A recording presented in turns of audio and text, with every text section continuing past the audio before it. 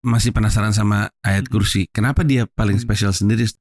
Kayaknya saya juga pernah baca tuh dikatakan bahwa si ayat kursi itu adalah ayat paling mulia atau paling spesial gitu di Al-Quran. Apakah ada kisahnya atau ada penjelasannya gitu? Iya, yang aku dapat sih bahwasanya ayat kursi itu semacam kayak menggabungkan seluruh yang perlu kita tahu tentang Allah, kemahaan Allah. Karena gini, manusia itu kan ketika dia merasa putus asa dan ketika dia menyuruh kepada Allah, itu kan dia pengen untuk dapat pertolongan sebenarnya. Dan dia perlu tahu bahwa kemahaan Allah itu seperti apa. Maka Allahu la ilaha illa huwal hayyul qayyum dan seterusnya itu adalah seolah-olah Allah pengen bilang bahwa Allah tuh nggak pernah tidur. Allah tuh nggak pernah untuk istirahat. Yang istirahat tuh kamu, gitu kan ya.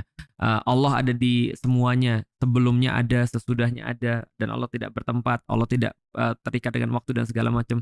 Jadi itu cuma untuk menunjukkan satu formulasi aja sih. Karena kalau misalnya kita baca di dalam surat Al-Baqarah, benar itu semua tentang formulasi keesaan Allah, kekuatannya Allah. Tapi ketika dipres jadi satu, nah itulah terus kemudian dikatakan ultimate-nya itu. Karena dia kayak dipres, orang ketika dengerin itu ya udah, aku nggak perlu khawatir. Kenapa? Karena Allah yang jagain aku semuanya. Ada orang bilang lagi gini, kalau kita naik pesawat, kita nggak ragu kalau pilotnya benar gitu kan ya. Itu, dan kita bahkan nggak mikir gitu kan ya. Nah itu karena kita tahu pilotnya itu punya kualifikasi. Tapi kalau dia nggak punya kualifikasi, kita kan khawatir. Nah itu ayat kursi itu ibarat merangkum kemahaannya Allah. Nah itu yang aku dapat sih tentang ayat kursi.